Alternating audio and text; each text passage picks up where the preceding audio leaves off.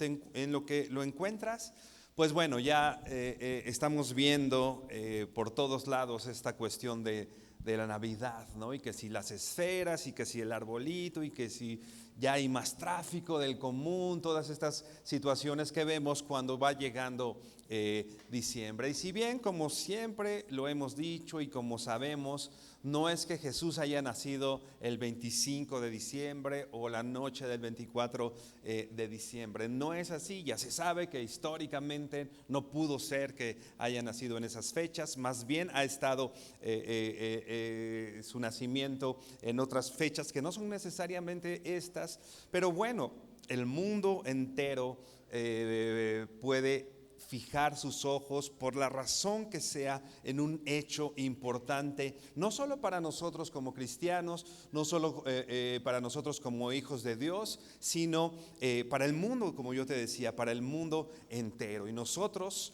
junto con muchos de nuestros hermanos, ¿no?, que celebran esta cuestión que le llaman el Adviento, ¿no? El Adviento como recuento de días antes de la Nochebuena o antes de la Navidad, ¿no? Este Adviento como una preparación para que podamos llegar a este momento de recordar que un día Jesús nació. No importa qué día fue, Jesús nació, Jesús vino a estar entre nosotros en la tierra. Dios se hizo hombre y vino a esta tierra.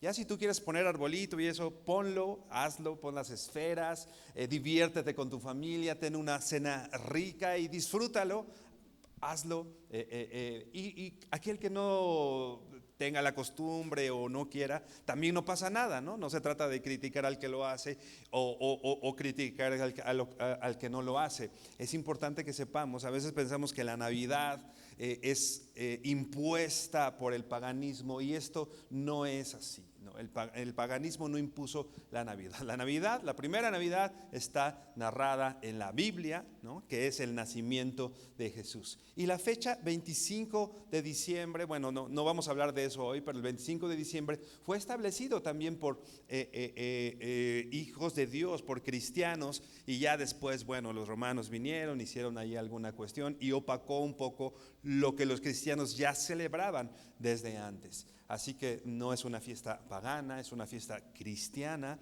en la cual nosotros recordamos al Hijo de Dios. Y quiero ser enfático en esto, ¿no? No criticamos al que no la celebra, y tampoco criticamos al que la celebra, ¿no? Al que pone su arbolote de 2 metros, ¿no?, y tiene el presupuesto para todo eso, pues bueno, qué bueno que puede hacerlo. Y el que no, también, ¿no? O sea, no pasa nada, no pasa nada. Eso no debe ser, por supuesto, motivo de división. Pero sí vamos a usar estas fechas para recordar lo que sí es verdaderamente importante y relevante, que es que, como ya decíamos, Jesús nació un día y vino a la tierra, y dice el apóstol Juan, vino lleno de gracia y vino lleno de verdad, y tuvo misericordia de nosotros. Aquel que estaba en su trono, aquel Dios soberano, no, como dice Filipenses, no estimó el ser igual a Dios como cosa que aferrarse, sino que vino a esta tierra y tomó un lugar como el nuestro, un cuerpo como el nuestro, sujeto a hambre, sujeto a situaciones que nosotros enfrentamos, y después, ya teniendo esa forma, fue una muerte, y muerte de cruz. No solo ahí, sino que resucitó y hoy está a la diestra del Padre, reinando con poder. Recordemos este hecho, recordemos el hecho que el Señor hoy pone delante de nosotros, que es que Él vino. Vamos por favor a Lucas 1, versículo 26. Yo te voy a leer la Nueva Traducción Viviente, pero tú síguelo en la versión que tienes ahí o en las pantallas. Lucas 1, 26, Nueva Traducción Viviente, dice así: Cuando Elizabeth estaba en el 6º mes de embarazo, Dios envió al ángel Gabriel a Nazaret, una aldea de Galilea, a una virgen llamada María. Ella estaba comprometida para casarse con un hombre llamado José, descendiente del rey David. Gabriel se le apareció y dijo: saludos, mujer favorecida, el Señor está contigo.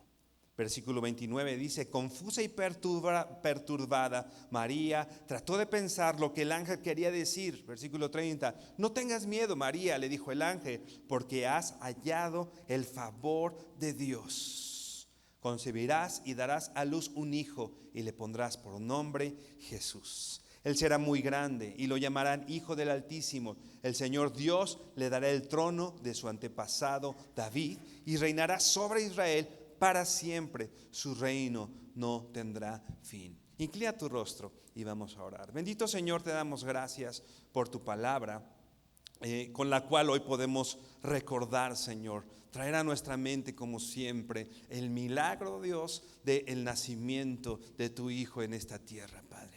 Te pedimos, Señor, que al recordarlo nosotros podamos poner en obra y en práctica, Señor, lo que se espera de aquellos que han recibido en su corazón y en su vida el reinado de este Mesías, que venía, Señor, a entregar su vida, pero que establece su reino, y ese reino, como hemos leído, no tendrá fin, Señor. Que tu reino sea sobre nosotros, Padre. Te bendecimos y damos gracias en el nombre de Jesús. Amén y amén.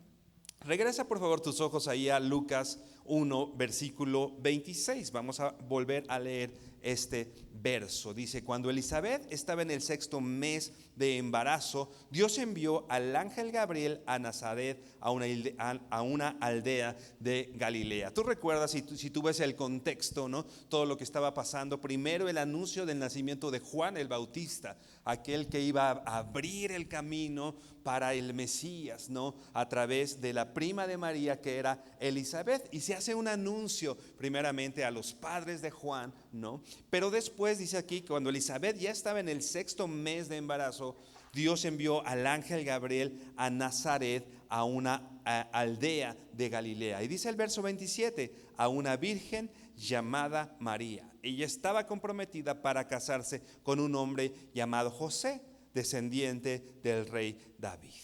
Va el ángel, como estamos leyendo aquí, ¿no? Que ya había dado un mensaje a Zacarías, como ya hemos dicho, con respecto al nacimiento de Juan, y ahora viene a Nazaret.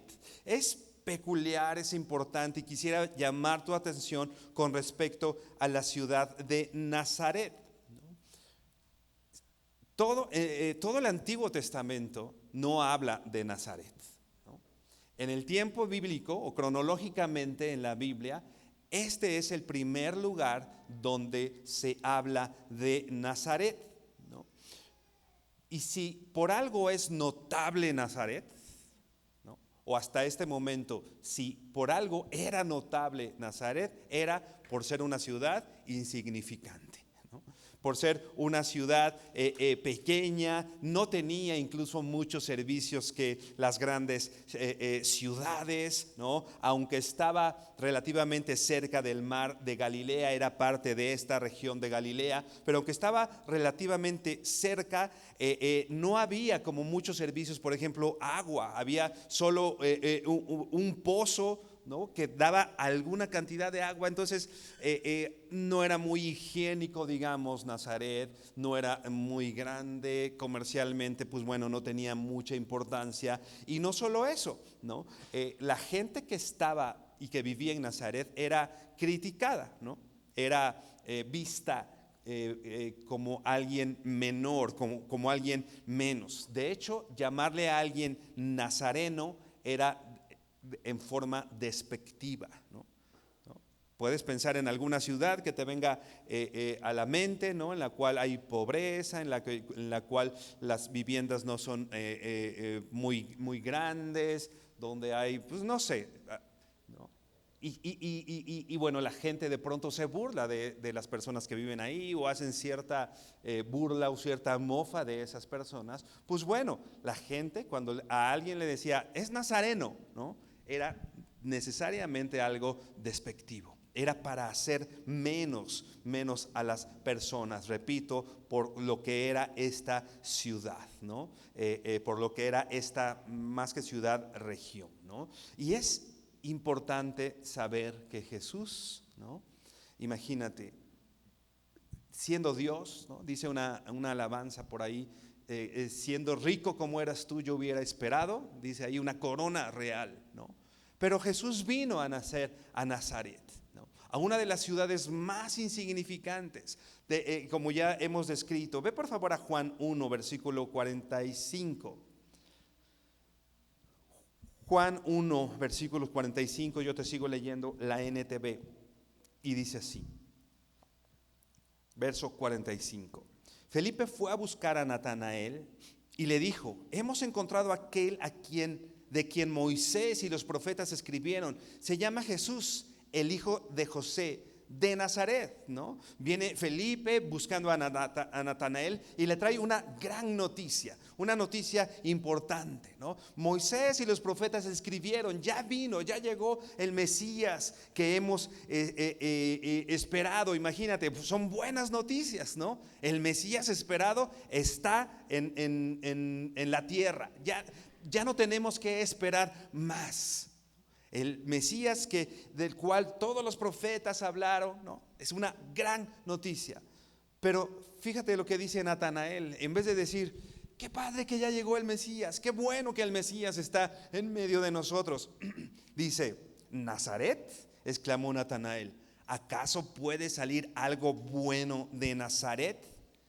Ven tú y compruébalo tú mismo, le respondió Felipe, ¿no? En vez de fijarse Natanael que venía el Mesías, de lo que le estaba diciendo Felipe, más bien está demeritando, vamos a decir, y fijándose más bien en este lugar, por lo que ya hemos explicado de Nazaret. De Nazaret puede salir algo bueno, ¿no? Y el simple hecho de que el Mesías hubiera nacido en Nazaret, ¿no?, ya al menos para Natanael le quitaba como ciertas credenciales, ¿no? Le quitaba así como que no creo, de Nazaret puede nacer algo bueno. Te voy a leer algo que dice John Piper. Dice: las únicas personas cuyos espíritus pueden magnificar al Señor de verdad son personas como María y Elizabeth. Los que reconocen la bajeza de su naturaleza y son abrumadas por la condescendencia de un Dios magnificante. Dios se fijó en María, Dios se fija en Elizabeth y manda al Mesías a un lugar donde había una mujer anciana estéril, ¿no? Una mujer también era no vista como un lugar preponderante, digamos, en esa cultura, ¿no? Para aquellos que digan que las mujeres no son bien vistas en la Biblia, pues no es así, ¿no? Las primeras en las que Dios se fija es justamente en mujeres y particularmente de Nazaret. Una mujer anciana y no solo anciana, estéril. Y una joven, ¿no?, María, ¿no?, una joven doncella, virgen, que aparte si ella en ese momento no era mal vista, iba a empezar a ser mal vista por lo que venía más adelante. Se iba a convertir en una mamá soltera, ¿no? Y si hoy lo empezamos a ver de manera común y nos hemos acostumbrado un poco a ver eso, esto era totalmente importante y grave en este entorno. Las mujeres que adulteraban o las mujeres que perdían la virginidad jóvenes o fuera del matrimonio eran apedreadas, incluso eran muertas, ¿no? No solo era la cuestión de ser mal vistas, ¿no?, sino incluso podrían perder la vida, ¿no? Y como dice John Piper, ¿no?, las únicas personas que pueden magnificar de esa manera al Señor, como vamos a ver primeramente Dios la semana que entra en este canto de María, en este canto que ella magnifica al Señor, ¿no? Las únicas personas que pueden magnificar de una manera honesta y de todo su espíritu son personas que no son soberbias o que ellas saben que no hay nada en ellas, ¿no?, lo suficientemente importante y bueno como para ser vistas por Dios. Nosotros a veces creemos que por lo que hacemos, por lo que hemos hecho, o creemos que por la posición la que tengo en la ciudad o en la región en la que nací, en la familia en la que nací, eso me hace tener cierto lugar, ¿no? La profesión que tengo, etcétera, ¿no? Pero el Señor no se fija, por supuesto, en estas cosas. ¿Te acuerdas con David, no? Cuando llega con sus hermanos, Samuel para ungir a David, ¿no? Vienen Abinadab, ¿no? Los más fuertes, los que eran soldados, ¿no? Y pasa uno y el mismo Samuel dice, seguro está grandote y fuertote. No hay, este es el rey, ¿no? Y le dice Dios, no es, ¿no? Que empiecen a desfilar los hijos, ¿no? Y los hijos fuertes, capaces, y de pronto, pues David, pues es el que cuida las ovejas, ¿no? Pero pues está chiquito, güerito, y así como que, pues a ver, tráelo, ¿no? Y ese que era despreciado, finalmente es el que es ungido como rey. Así que nosotros no tenemos nada de qué gloriarnos delante de nuestro Dios, ¿no? ¿Qué decía el mismo apóstol Pablo? Yo soy de los pecadores el primero. Cuando nosotros llegamos delante de Dios, no, pues yo soy bueno y mira todo lo que he hecho y mira, ¿no? Ese por supuesto no es un buen comienzo con el Señor.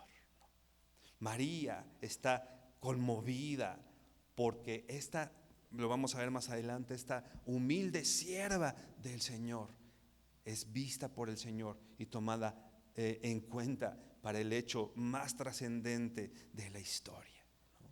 Repito, una mujer anciana, una mujer muy joven, virgen, ¿no? Ve por favor a 1 Corintios 1, versículos 26. Primera a los Corintios 1, 26. Y dice así: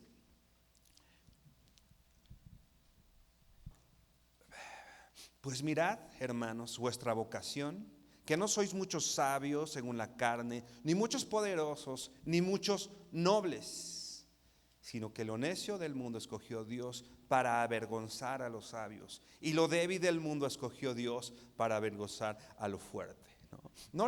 El apóstol Pablo no le estaba dando necesariamente un cumplido a la iglesia en Corinto.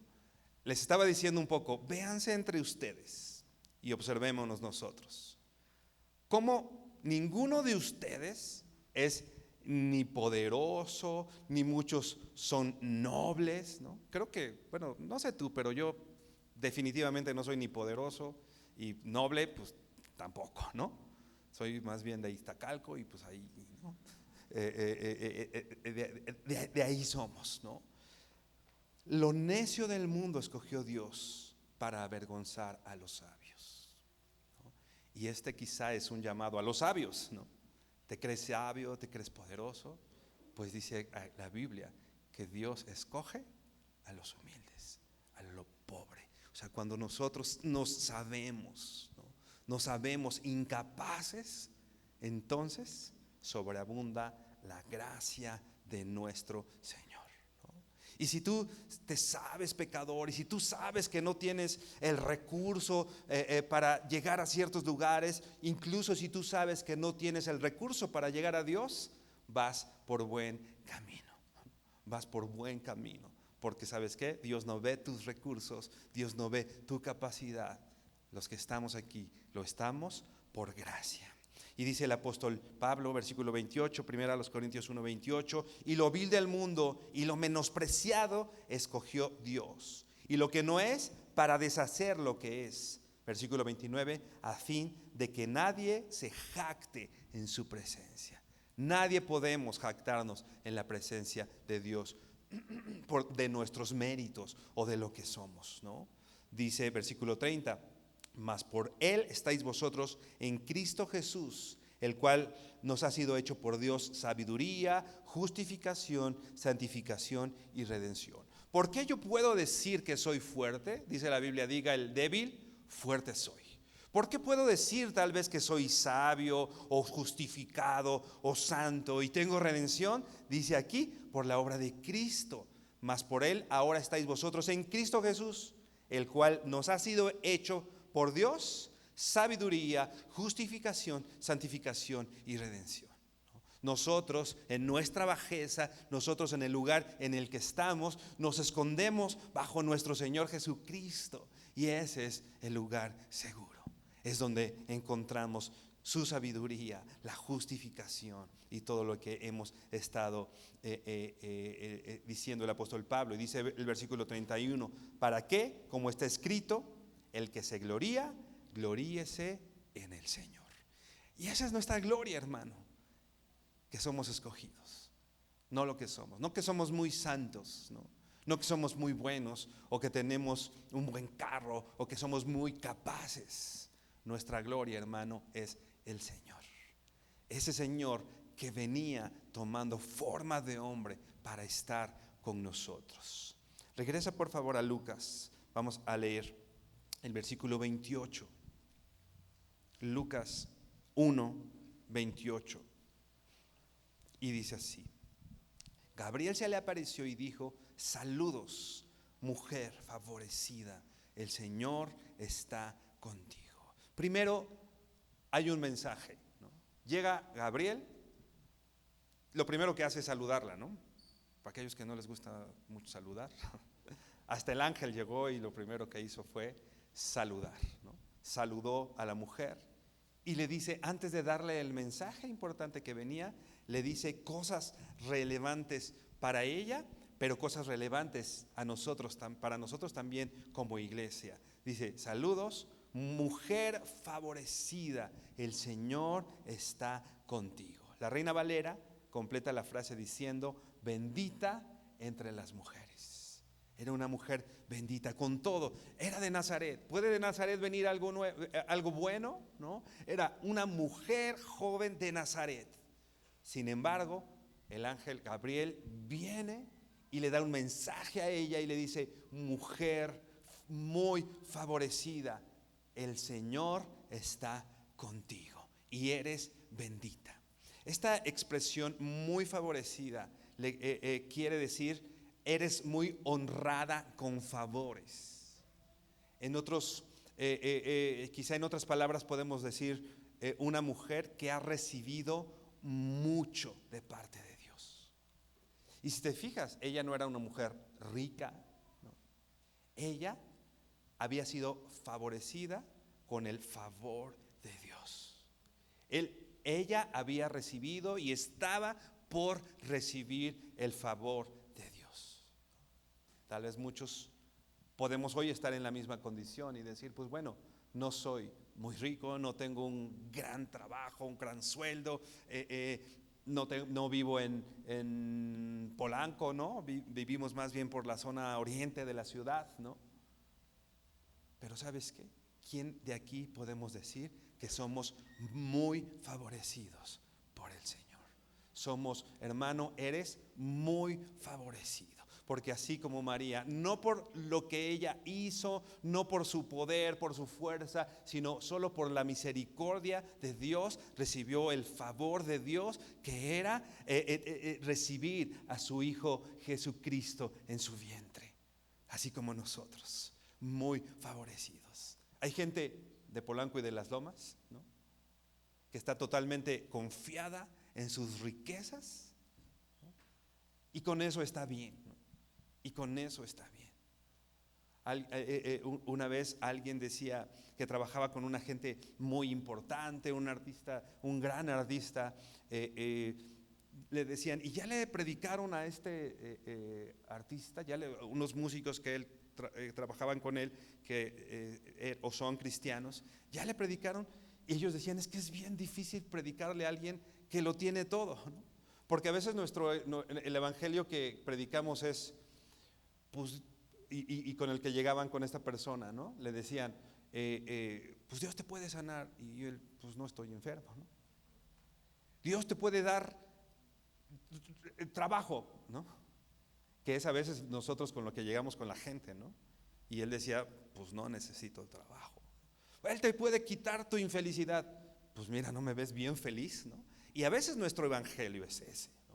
Y debemos tener cuidado. Nosotros predicamos a Cristo, ¿no? No el que viene a quitar la pobreza económica o a dar una buena posición social. Ese no es el Cristo que nosotros predicamos.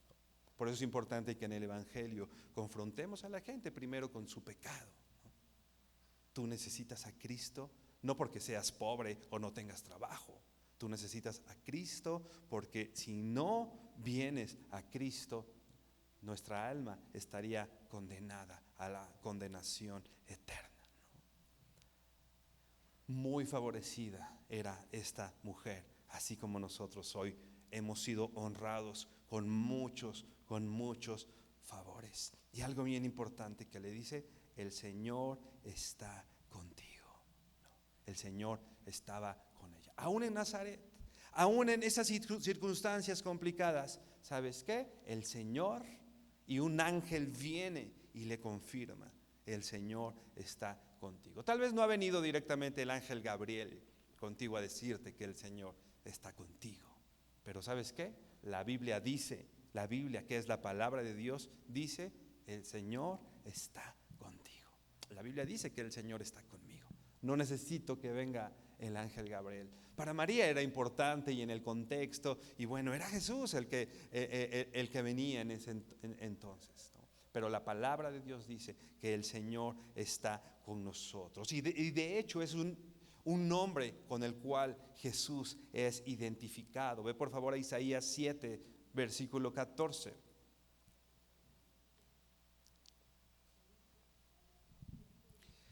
Isaías 7, verso 14. Y dice así: por tanto, el Señor mismo os dará señal. He aquí, la Virgen concebirá y dará a luz un hijo y llamará su nombre Emmanuel.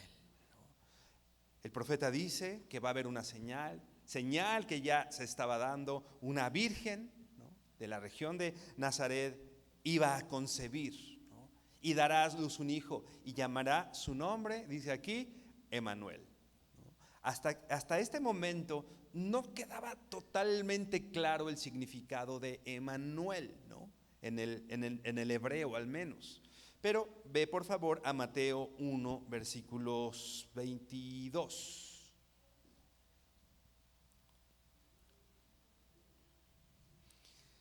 Y dice así: todo esto aconteció ya en la época que estamos narrando, de la cual está hablando Lucas 1, dice: todo esto aconteció para que se cumpliese lo dicho por el Señor por medio del profeta, cuando dijo: he aquí, una virgen concebirá y dará a luz un hijo y llamará su nombre Emmanuel. Y aquí en este verso queda totalmente claro lo que quiere decir Emmanuel, que traducido es: Dios con nosotros. Dios con nosotros. ¿Te das cuenta? No solo el Señor está con María, ¿no? Hermano, nosotros podemos decir: Emmanuel, Dios con nosotros. Dios con nosotros. Y es algo que debemos tener siempre en mente, aún en Nazaret, aún en los momentos complicados, aún en las regiones que tal vez no me siento muy cómodo, ¿no?, en las situaciones difíciles, aún en medio de la enfermedad, aún en medio de quizá las tragedias. ¿Sabes qué, hermano? Nosotros tenemos una confianza y una promesa: el Señor está con nosotros. El Señor ha prometido estarlo, ¿no? Cristo está con nosotros. A un escritor le preguntan: ¿en qué sentido Dios está con nosotros? ¿En qué sentido? Dice, porque le decían: Jesús llama a Emmanuel, o Dios con nosotros, a la encarnación de Dios, ¿no?, en Jesús, ¿no? Pero bueno, nosotros hoy tenemos también al Espíritu Santo que está en medio de nosotros, ¿no? Y este escritor decía: el Dios con nosotros está para consolarnos, para iluminarnos, para protegernos, para defendernos en cada momento, en cada tentación, en el juicio, a la hora en que morimos. ¿Sabes qué, hermano? Todo el tiempo está Dios con nosotros y en cualquier situación. Nada anula este hecho: el Señor con nosotros. si tuvo misericordia de nosotros en este momento y envió a su Hijo Jesucristo a ser crucificado, ¿no? Él tiene misericordia de nosotros que somos sus hijos. Y el Señor nos dice a través de su palabra hoy que el Señor está con nosotros. Meditemos toda la implicación, porque a veces el solo decirlo no nos queda tan claro, ¿no? Dios con nosotros y como que...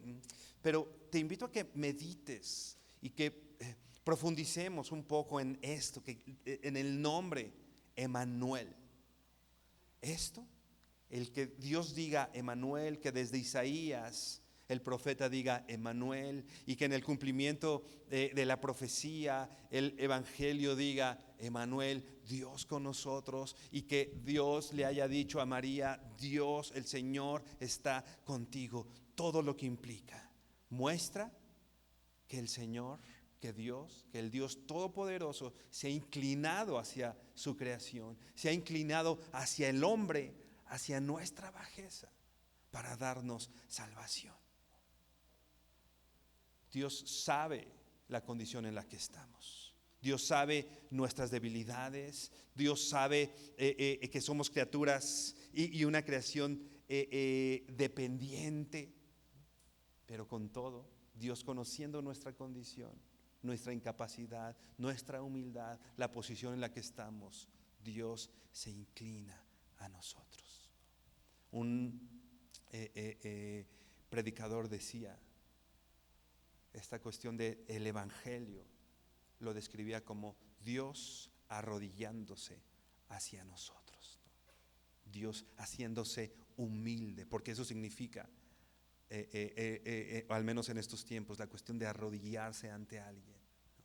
El Señor no estimó el ser Dios y se humilló hasta tomar forma de siervo y después a ir a una muerte y muerte de cruz. Tú dime si eso no es humillación. Se auto humilló. El simple hecho, ¿te imaginas Dios y después naciendo en un pesebre, ¿no? En un plato para mascotas, ¿no? En un pesebre. Un bebé necesita que le cambies el pañal, ¿no? Un bebé necesita ser llevado porque no puede caminar. ¿Te imaginas? Eso no es ver a Dios humillándose y al final de sus días a una muerte y muerte de cruz.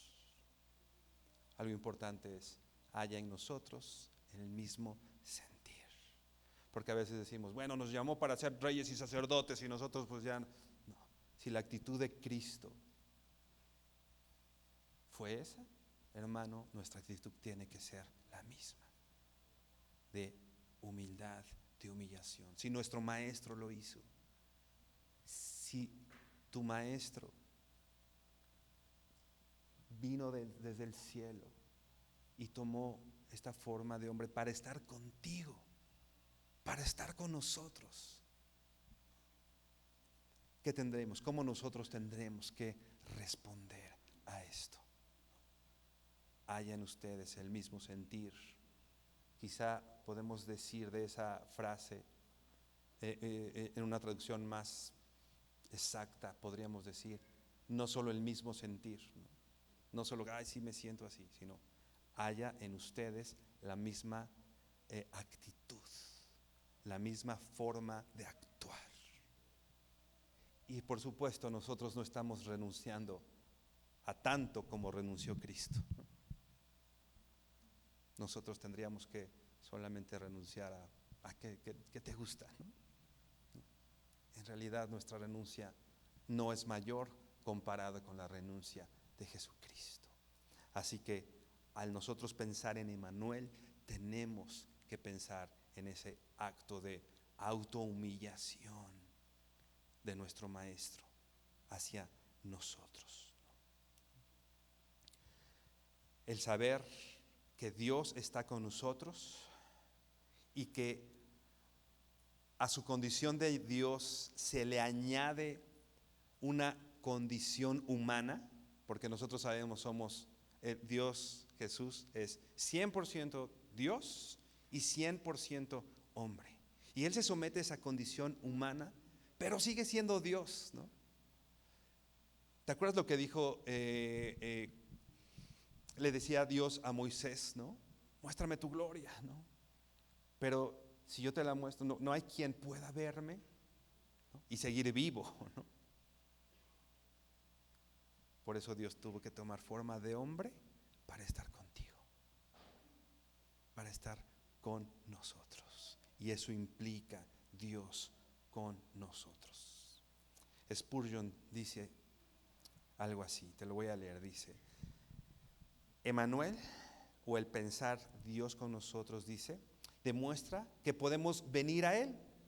Él ha venido a nosotros, entonces podemos venir a Él.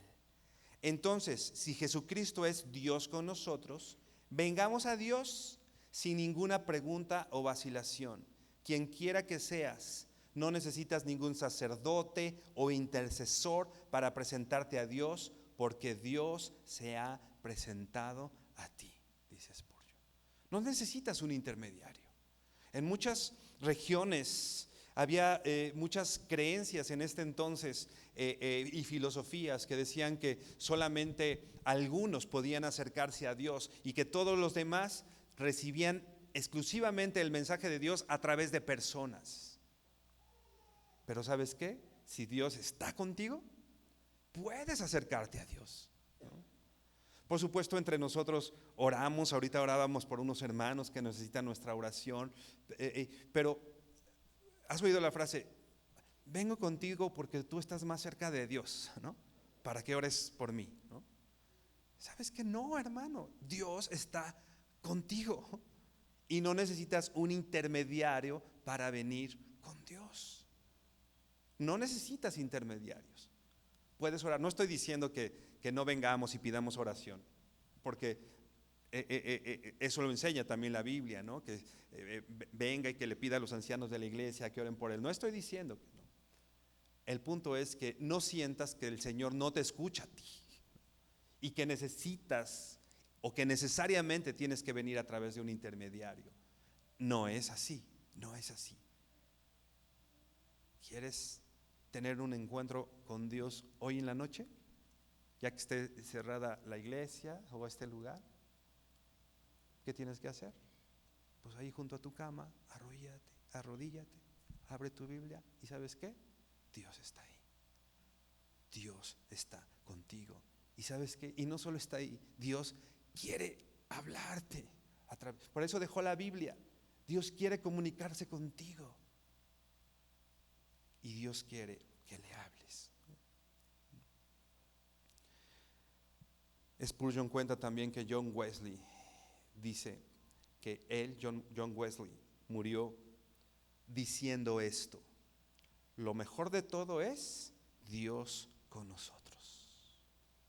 John Wesley murió diciendo: lo mejor de todo es Dios con nosotros. ¿Te imaginas nuestro lecho de muerte, ¿no? Porque nosotros sabemos que para el Hijo de Dios la muerte no es una tragedia. Porque para mí el vivir es Cristo, decía el apóstol Pablo, y morir es ganancia. Para un hijo de Dios el morir no es una pérdida, es ganancia, ¿no? Pero que en ese momento podamos decir: lo mejor de mi vida es que Dios estuvo conmigo, que Dios está conmigo. Ve por favor a Mateo 28, versículo 20.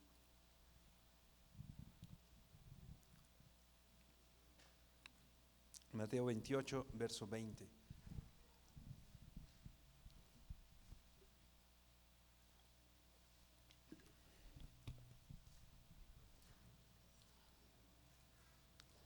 El Señor, habiendo resucitado y próximo a ascender, dice, le manda una indicación, una ordenanza a sus discípulos, ¿no? De que vayan y que hagan discípulos, ¿no? A todas las naciones, que prediquen el Evangelio Y dice así, el versículo 20, dice, enseñándoles que guarden todas las cosas que os he mandado, y aquí yo estoy con vosotros todos los días, hasta el fin del mundo. Amén. Los manda y ¿qué les dice? Los dejo ahí a sus propias expensas y a ver cómo le hacen. No, el Señor nos manda a hacer cosas.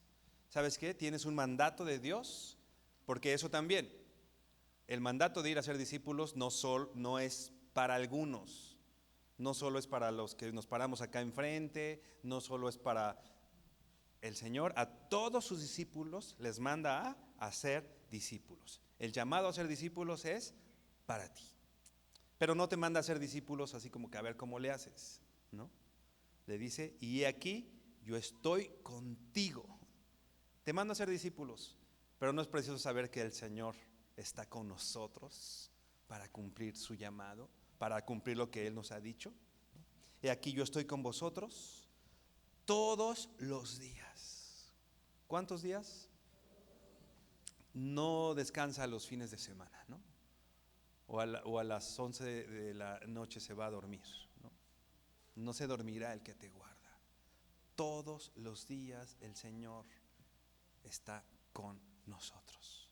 Esa es su promesa. Hasta el fin del mundo. Amén. El Señor, hermano, quiero que me gustaría mucho que nos llevemos esto hoy en nuestro corazón. Así como con María, ¿no?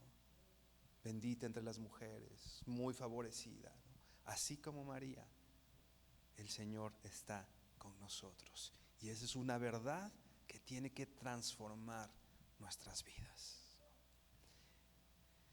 Dice Lucas que ella fue también bendecida, bendita entre las mujeres, ¿no? Y así como ella, nosotros también hemos sido muy favorecidos. El Señor está con nosotros y somos bendecidos por el Señor. El Señor nos ha bendecido. Dice el verso 29, Lucas 1:29. Y dice aquí esta versión que les estoy leyendo, dice, confusa y perturbada, María trató de pensar lo que el ángel quería decir, ¿no? Imagínate cómo estarías tú, ¿no? Si de pronto llega un ángel, ¿no? Dice ella, confusa y perturbada, ¿y qué me va a decir, no? ¿Qué mensaje tan importante? Acuérdate, esto es que habían habido 400 años de silencio, ¿no? Y no había habido ninguna revelación. El Señor había guardado silencio 400 años y de pronto llega un ángel y te habla, ¿no? María confusa y perturbada, dice, no era sencillo para ella digerir lo que estaba viendo. Pero dice el verso 30, no tengas miedo, María, le dijo el ángel, porque has hallado el favor de Dios. Versículo 31, concebirás y darás a luz un hijo y le pondrás por nombre Jesús. Y él será muy grande y lo llamarán Hijo del Altísimo. El Señor Dios le dará el trono de su antepasado David y reinará sobre Israel para siempre. Su reino no tendrá fin. Algo que es importante, y después de todo de lo que hemos hablado, es importante hacer esta reflexión. El centro del mensaje del ángel no es María. El centro del mensaje del ángel es Jesús. Ese es el centro del mensaje, ¿no? No nosotros. Él se despojó por nosotros, ¿no? Nosotros estábamos perdidos, necesitando un Salvador, y venía ese Salvador a tomar el lugar de nosotros en esta tierra. Jesús quiere decir Jehová es salvación. Jehová es salvación. Y será muy grande, dice aquí, será muy grande. El Señor le dará el trono de su antepasado David, el trono de David, todas las promesas, todo lo que el Señor había dicho, todas esas cosas que incluso David escribió, yo creo sin la plena conciencia, ¿no? De cuando hablaba de ciertas cosas, esos salmos mesiánicos que les llaman, ¿no? Todo se cumplía ya, todo venía a cumplirse en esta, la simiente de David y aquel que iba a tomar el trono de su padre, y un trono para siempre, un trono perpetuo, dice el versículo 33, y reinará sobre Israel para siempre, y su reino no tendrá fin. María estaba siendo testigo del cumplimiento de estas promesas. Después dice Juan, de lo que hemos visto y oído tocante al verbo de vida. Y pero Juan ya había estado con él, pero Juan había recostado su pecho en el maestro, pero Juan había estado, pero María sin ver nada, ¿no? María solo tenía una promesa, ¿no? Por eso estaba confundida. Dice más adelante, Lucas 34 dice, María responde, pero ¿cómo podrá suceder esto? Le preguntó María al ángel, soy virgen, ¿no? Así como que, pues, que alguien me explique, ¿no? ¿Cómo va a pasar, no? ¿Cómo va a pasar? El ángel le contestó, el Espíritu Santo vendrá sobre ti y el poder del Altísimo te cubrirá con su sombra. Por lo tanto, el bebé que nacerá será santo y será llamado Hijo de Dios. Era algo imposible que pasara. ¿Por qué? Porque María era virgen. No podía pasar. No había forma, ¿no? Pero de pronto el ángel le dice, el Señor, el Espíritu Santo vendrá sobre ti y el poder del Altísimo te cubrirá. Esta palabra vendrá sobre ti quiere decir, o se podría traducir como te eclipsará, ¿no? Va a estar sobre ti, ¿no? El bebé que nacerá será santo y será llamado Hijo de Dios. Y en su nacimiento virginal, como ya lo hemos estudiado antes, podemos comprobar que Él es el Hijo de Dios. Su nacimiento lo hace santo, lo hace diferente, lo hace apartado y lo hace no común, no común. Versículo 36, Lucas 1, versículo 36 dice, además tu pariente Elizabeth quedó embarazada en su vejez. Antes la gente decía que ella era estéril, pero ha concebido un hijo y ya está en su 6º mes de embarazo. Versículo 37, pues la palabra de Dios nunca dejará de cumplirse. Algo semejante había pasado con Elizabeth, ¿no? El Señor había venido y había dado un mensaje, y si tienes alguna duda, María, pues échale un WhatsApp a Elizabeth para que veas que ella ya está en su 6º mes, ¿no? O sea, y puedas comprobar, ¿no? Ella es anciana, también es imposible, ¿no? Ya no puede tener hijos, ¿no? Pero si te quedara alguna duda, María, pues comunícate con ella y para que te cuente, ¿no? Que en su vejez, pues la palabra de Dios nunca dejará de cumplirse. Y eso, hermano, también creo que nos da tranquilidad. La palabra de nuestro Dios nunca dejará de cumplirse. La versión 60 dice, porque nada hay imposible para Dios.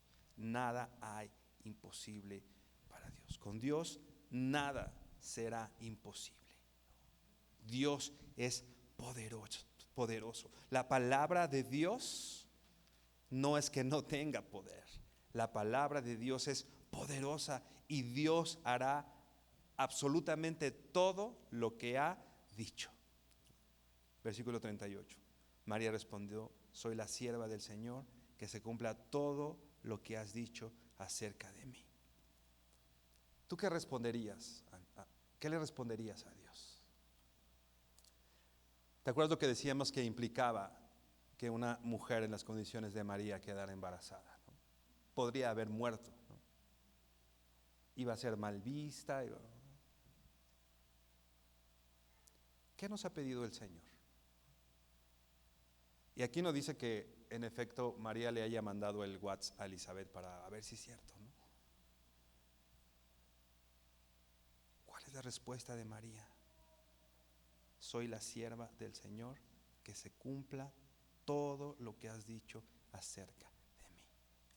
Le estaba diciendo que iba a quedar embarazada sin estar casada y todo lo que iba a implicar eso. ¿Qué nos ha pedido el Señor? No, el domingo vamos a estar en otro salón.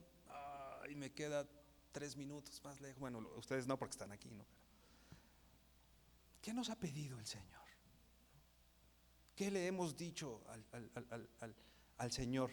Que quiero una confirmación y 2 confirmaciones y 3 confirmaciones, ¿no? O me vas a servir haciendo esto, ¿no?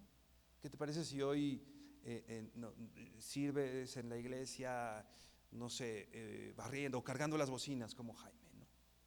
Ay, Señor, pero ¿qué? María respondió: soy la sierva del Señor. ¿Cuántos le hemos respondido al Señor cuando nos ha dicho, oye, cuando amablemente el Señor nos dice, oye, me vas a servir de esta manera o le vas a hacer así? ¿Cuántas veces nosotros hemos respondido, soy tu siervo, Señor, hágase contigo lo que tú has dicho? Como María, repito, con todas las implicaciones. Soy la sierva del Señor, que se cumpla todo lo que has dicho acerca de mí. El ángel ya no tuvo que argumentar, el ángel la dejó. O sea, no tuvo que haber una labor de convencimiento, ¿no? De María, así, es que me van a hablar, van a decir, no, pero es que mira, ¿no? El ángel la dejó, se fue. El enviado de Dios ya no tenía trabajo por la actitud de María. Soy la sierva, literalmente quiere decir, soy la criada, soy la esclava. Y ella sabía que no estaba en posición de debatir con su maestro, con su amo. Si su amo le había dicho algo, su respuesta como la esclava era, sí, hágase conmigo.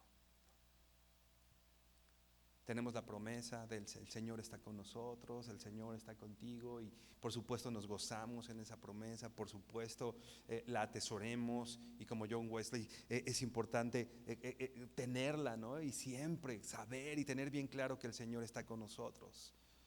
Pero ya hemos visto, ¿no? Cómo Jesús les dice, vayan y hagan esto y yo estoy con ustedes, ¿no?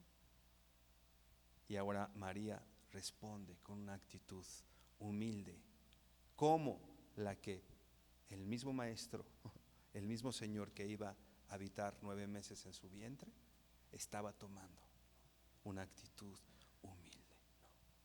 Que se cumpla todo lo que has dicho acerca de mí.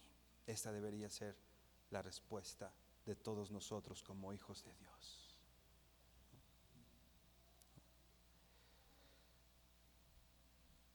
Es importante poder tener bien claro todo esto para saber lo que implica, lo que hemos dicho, Dios con nosotros.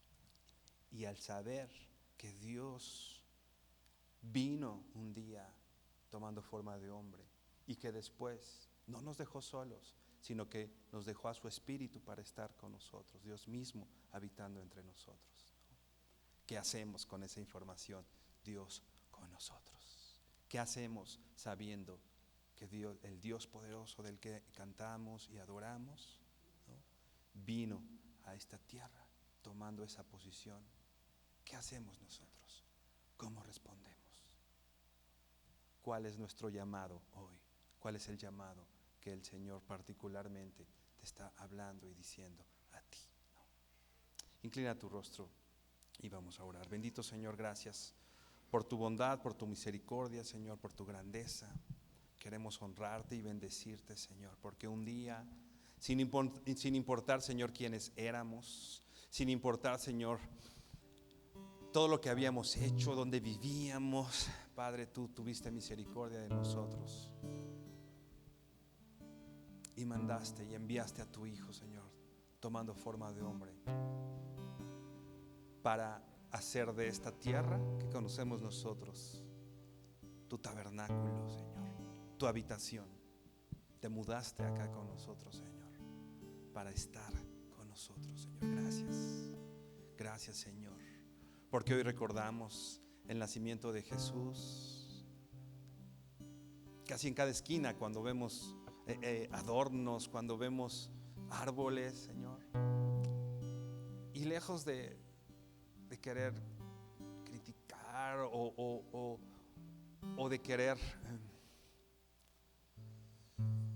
hacer otra cosa, Señor, queremos que todo lo que veamos alrededor, Señor, nos recuerde que tú estás con nosotros, que un día viniste a esta tierra a estar con nosotros, Señor, a nacer, y que tu reino no tendrá fin, Señor, y que viniste a esta tierra para salvar al pecador, Señor, como lo éramos nosotros, Padre. Gracias, Señor, porque eres bueno. Te honramos, te bendecimos en el nombre precioso de tu Hijo Jesucristo. Amén y amén.